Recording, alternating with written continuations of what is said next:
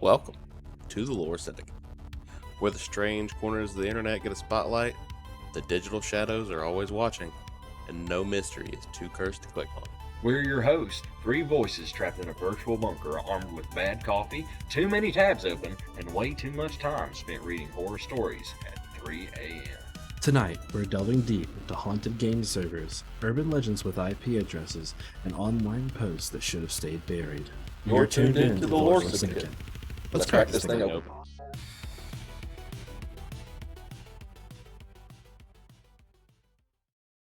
Today we're discussing The Alchemist by H.P. Lovecraft. If you haven't heard of it, it's the story in which an ancient curse that has haunted a bloodline for 6 centuries, leaving only one person left to solve the mystery of their ancestors' disappearance and murders. I'm Hunter.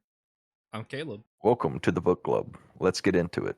All right, so this is I know we are all kind of familiar with H.P. Lovecraft's work. He kind of has a specific genre that kind of blends between horror and fantasy, which I actually just learned that his genre that he writes has been dubbed weird fiction. Wait, when did that happen? Yeah, I thought it was under like Lovecraft horror. No, it's apparently it was. I'm not exactly sure when it was coined, but his specific genre is termed as weird fiction, and he's one of the kind of founding fathers, I guess you could say. I guess that makes sense because they probably wouldn't want to keep calling it Lovecraftian horror. Yeah, which this is more of like a dark comedy, if anything else. Which, first off, what do you all think about the main character, the Count d'Antoine? Homie be talking a lot. That's for sure. Yeah, I feel like he's very vested in what knowledge he does have, almost like a paranoid degree. I understand why, though, because being the curse and Yeah. all. He's letting Well, yeah. consume him. Yeah. Most Well, of it. he's been locked up for well, not locked up, but he's been in that castle crumbling. His only person that he grew up with, you got to think, is his butler Pierre. Yeah. And Pierre's been dead for years now, and he's tripping. He's coming up on that 32nd birthday, and he knows his clock's about to run out. Yeah. Yeah. And he's using what little time he has to, escape and try to find some sort of answer. I understand, like, with him being paranoid and kind of stewing over that, especially. And I know, like, also his Lovecraft style to be very much like a questioning of yourself, questioning of everything around you, questioning of reality, obviously. But I feel like he even further goes past that as a character with this. Yeah. And no, he definitely does. He's delving into he kind of has that gosh, it's on the tip of my tongue. He has that existential dread. He's coming to terms with his own mortality since he was like 12. Which is something that's really interesting. I know this is one of his earlier works, but he does that with all of his stories. He does the existential dread thing. He also, at least from the ones I've read, I've not read a vast majority of work, but from the several stories I have read, almost all of them are in like this first person thing, and I think it's a really interesting way because you don't see a lot of stories like that anymore. That are like someone writing a letter to someone else, and it helps build that suspense, the existential dread of what they're feeling. You know. Yeah, no, that's true. And this is actually one of his earliest works. He wrote this in 1908. And at this time, he would have been about 18 years old when he wrote this. I don't believe it was published until a couple years later, but he was young when he wrote this. And you can almost kind of tell it because even though the main character is about to turn 32, or just on the cusp of 32. He's seems to delve into his childhood a lot. Maybe not very descriptively, but he talks about, like, what did it say about how his dad died? Did it say, was his dad the one that was poisoned? 'Cause I think his grandfather got killed in a hunting accident. No, that was the first one. That was the son of the original. His cursed. father was killed at the age of 32, a month before he was born, by the fall of a stone. So a stone had fallen from the side of the castle and crushed him. Yeah. Okay. That's what it was. So it just so happened that all these different instances were occurring around him where he kept running into this. His father was killed by a stone, and this was something that he was driving himself mad with researching, because none Yeah. of his other, if you recall in the books, or not recall in the book, if you recall in the story, he talks about nobody else had taken the time to go through and actually look to see why everybody was dying. They just kind of kept living their lives. Yep. Yeah. It's kind of like accepted it was a part of their life and continued forward without even thinking to question for a moment of why this might be happening or for what reason it might be happening. Exactly, and so it was going on for 600 years, and if you remember from the original, he delved back. He was going reading through the library, and he found the story of where the initial curse came from. And it said that the initial curse was placed on them due to one of his ancestors having killed a man by the name of Marvius, Mavius, Michael Maveus? Michelle Maveus? Michael Mavius. I think it's Michael or Michelle. It's Yeah. Michel. Mitchell, maybe? Mitchell Maveus, and it kind of insinuates an unwholesome relationship between this Mavelis and the surrounding countryside. What do we think? Just knowing what we know about the story, what do we think that Mavelis actually was doing? What do we think his do we think he actually knowing what we know about his son? Do we think that he actually was a dark wizard? No, Like, 100%. hundred you percent think he so? was. You think he I do was? think so. I mean, yeah, because doesn't later on the story doesn't the son say he was the one who gave him the elixir? I think it says that the son went and made his own. 'Cause I don't believe the son actually. It was like a driving thing. So it's kind of this is where it gets into kind of a dark comedy aspect. And for those of you that haven't actually read the story, um, the young count who is the last in this bloodline, in his last little bit of madness, he travels through the castle.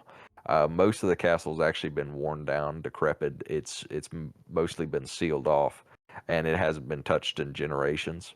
And so when he's wandering through his house, and also just while we're talking about this, can you imagine living in a house your whole life and only living in because this whole time he had only lived in a single tower of this castle. Or explored the rest of his home, which even Yeah, as like a can little you kid, imagine that?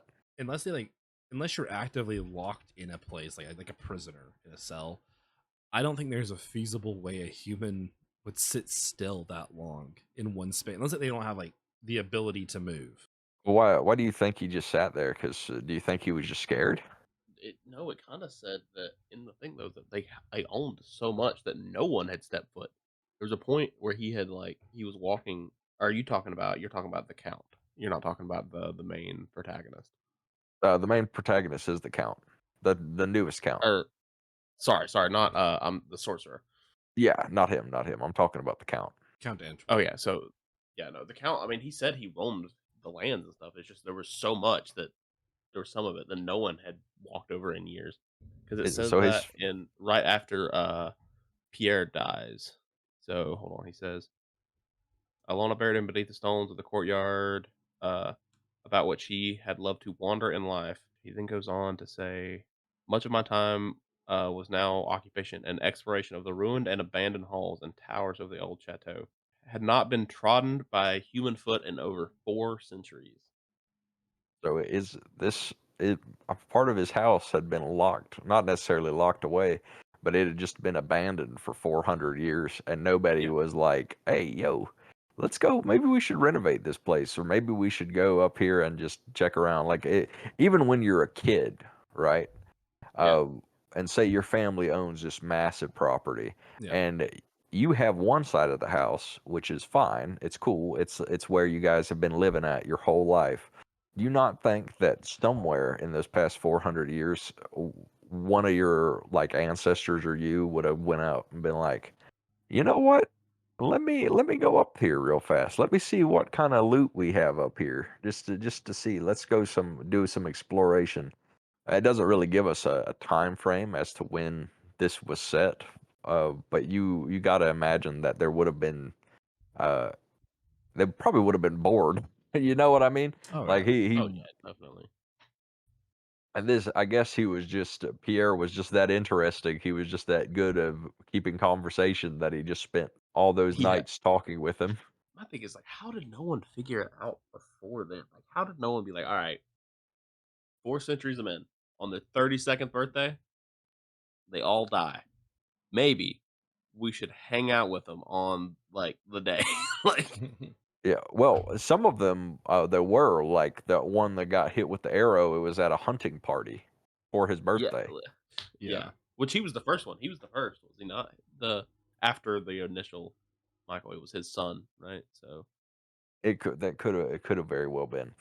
so it And says so, but when he after hundreds of years goes into the castle, goes back into the chateau, uh, he just finds a random trap door, goes underground, and there's a locked door, right? And he turns around to leave. He's about to leave. He just 30 seconds would have went by and nothing happened. This guy would have been gone. He's about to leave, and then all of a sudden there's an old hermit just sitting in the door. yep. It's just a The funniest part is it doesn't click for him until like the dude is burnt alive and comes back. He's like, "You still don't get it, you fool! It was me all along." Like I am he doesn't Charles Le Sorcier. like he's still like, "Nah." No, and it's the craziest part is the whole time the dude is talking, he is doing a villain monologue. Yeah, This is the 1908, right? So this would have been one of the original villain monologues. He was going through how he killed every single one of his ancestors, and Count Antoine, our beloved protagonist, is like, "Wow, this man must be really old." Yeah. yeah, and he doesn't. It doesn't click. It's like, have I not told you of the great elixir of eternal life?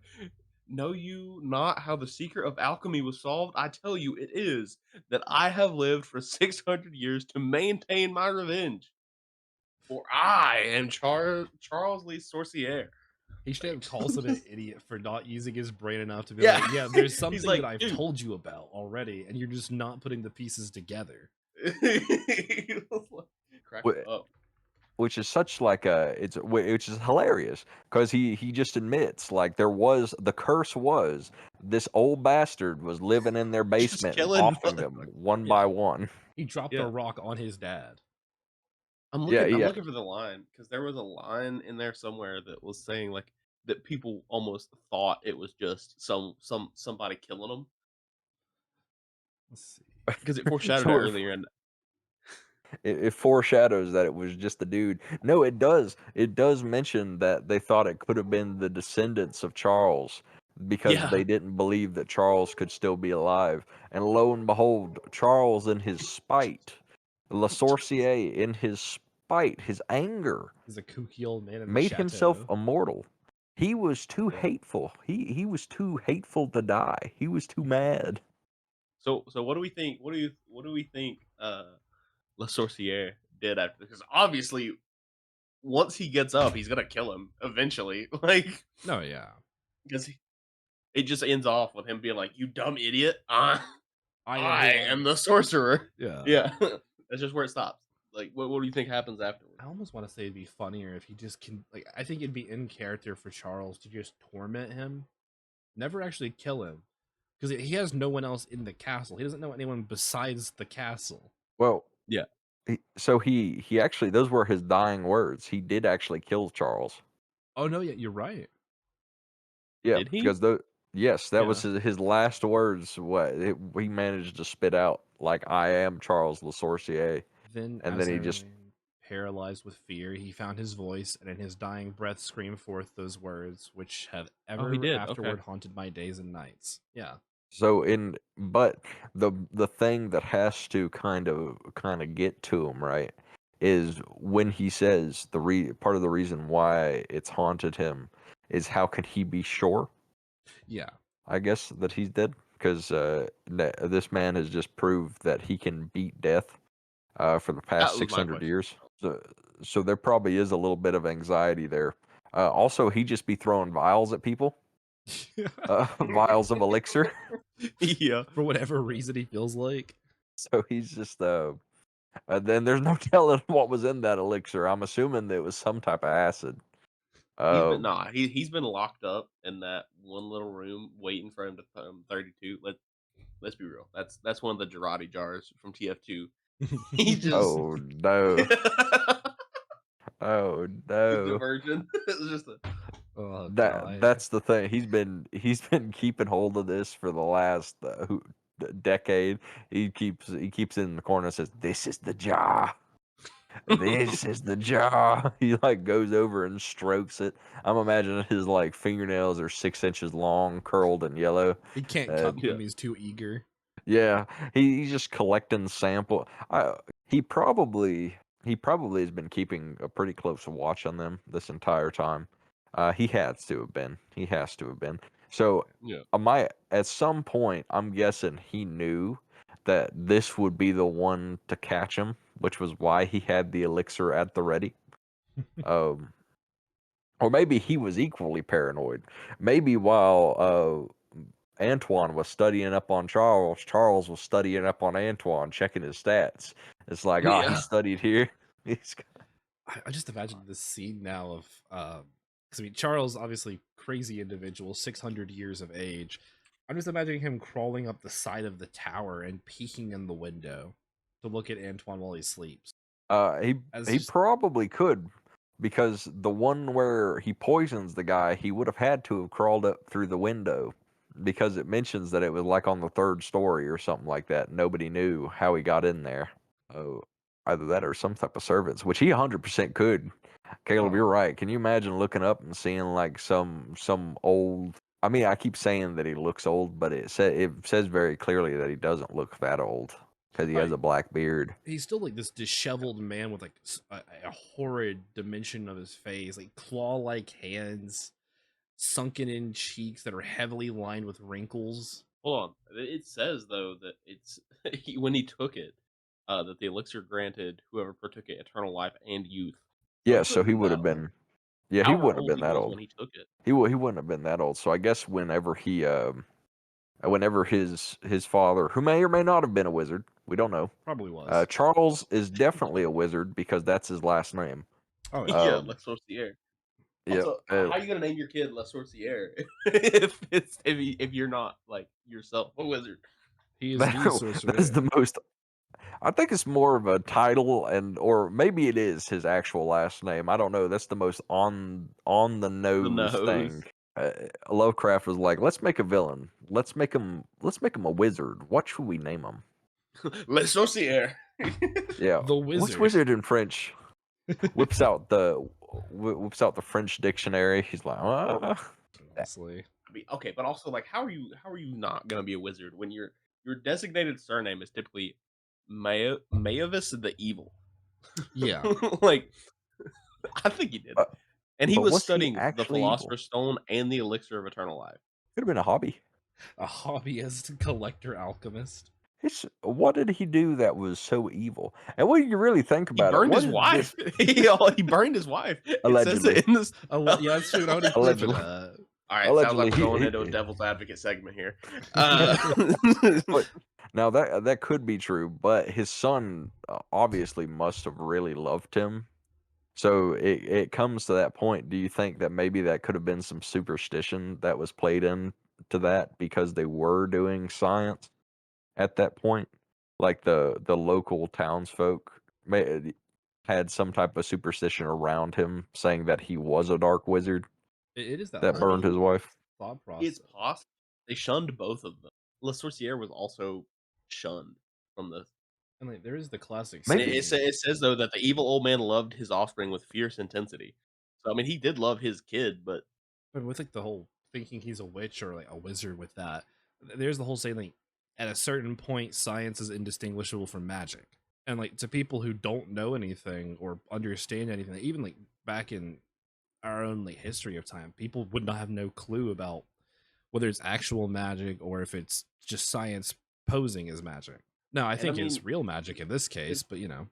they did kill him because they thought he had done something to Godfrey, and Godfrey was fine. It was, Yeah. or no, they thought he'd done something to what they think he'd done it to. Anyways, he hadn't done the thing, but they killed him like mere minutes before Godfrey showed Yeah. up and told them they were incorrect. Yeah, I believe it was was it the count, was it the old count's son at the time? They thought he had Yeah, done something. So really, we only have what was the old storybooks told us about Babius, that he was a evil old dude, uh, And a devil burned worshiper. his wife. Yeah, devil worshiper. hey, Uh, I'm just saying, right? Like the wizard, Le Sorcier, Mm. had to get his pettiness and his evil nature from somewhere. Oh yeah. But it's still just hiding out and killing them off, like, when they turn 32 is old. true. Well, that's a dedicated his life's work. Like he Yeah, created the Philosopher's Stone. This man has created something just that has. just out of spite, like, just to stay. Oh, dude, yeah. He wanted to stay the eternal op. He was the opposition, brother. He wanted to. Your bloodline is in the old country. They had like spirits and fairies that lived in people's houses Mhm. that would take care of the chores and stuff. Yeah. Uh, this person was the one like say you swept the floor. He come and piss on it, take a shit. Yeah, He like, turned back around. Like, how did that happen? He's just behind you breaking every piece of silverware you have, bending one tine of your fork for no reason. I kinda yeah, I was gonna say, I kinda want, like, just another, like, just series, The Tale of La Sorcière, like, of him just doing little mischief to, like, mess with their heads. Yeah, it That never may be goes that may in. be why the castle got that side got shut off. They might have thought that shit was haunted. Oh, that's a good point. Actually, they probably did. They're just Yeah. like, there's They something in probably the did, problem here, man. We can't go over there. We're gonna get hit by the demons. and, This is and La probably Sorcière. everybody that went over there, they La Sorcier might have just murked them, like might have just offed them. That might be why nobody went over there. Is because like, well, you see, people just started coming up dead, and nobody went back. Place is cursed. People keep dying when they go there. Yeah, best not go. Castle's haunted. Too bad. Yep, okay. Castle's haunted. I saw a naked old man sitting on top of the spire one night. He threw a rock and killed the count. Not sure what to do about that though. Guess I'll just think on it. Yeah, yeah, Yeah. sounds like a bad omen. I gotta go pray. Oh. And, you know, honestly, if they were that evil, like, why was he not doing more evil things to kill him? Like, he hit one with an arrow, he poisoned one, he drowned one, he hit one with a rock. These aren't abnormal. Honestly, the rock is the most peaceful way to die there. You think Yeah. so? I mean, if Or you the get shot, poison. well, if you get poisoned, like, would you? Is it like a kind of poison that's like fast acting, you just die in your sleep, or would like, you feel it for a second, like Well, burning in your he was in, skin? like, the middle of a meadow, wasn't he? He just yeah. Yeah. Well, the one he strangled. That was the I don't know. yeah. I mean, drowning, I think, I is don't like one of the know. worst ways to die because you feel everything, from what I understand of it. Yeah, I think that's a good point. Out of all the deaths, I think the one that I would enjoy the least uh would definitely have been the one where you're just riding through with your family and you just get sideswiped by an arrow. Oh yeah, That probably would be the one would not like the because in the middle of your birthday party and you get killed by the circus clown. That's essentially what happened. it's so fucked up. Yeah, I know. The entertainment just walks over, like slams a cake in your face. It's a bomb. Exactly. Exactly. Do we have any final thoughts that we'd like to discuss about this story? Just I'm gonna warn the audience, you know, check your walls. The sorcier may be in there. True. I That's exactly what I tell Hunter every night before he goes to sleep. True facts. I like this story. I didn't know the context about when he wrote this, but knowing that he was still like not a really a youth, because 18 is an adult, but being more youthful in how he is, not fully developed in that kind of writing style. I like that he used a character who is like older to like give the story, but they have that childish mind because he never has accessed the outside world to be an adult. It kind of tells like the author's own experience in a way. Now that's a good point. It kind of lends to his own little boogeyman too. Oh yeah. It's like his Yeah. own personification of a boogeyman. Going back to the wall thing, Hunter, actually, that's a good point. You don't think Lovecraft was thinking there were people in his walls? That I don't know. was There his are a own little lot of wall man. stories about things in the walls, Yeah. like a lot. And things beyond the walls Yeah. or veil, whatever I refer to it as. Ugh. Yeah. Yeah. Well, we'll have to dive back into more Lovecraft stuff here soon. We appreciate everybody tuning in today and hope to see you back here soon. Y'all have a good one. Bye bye. Take care.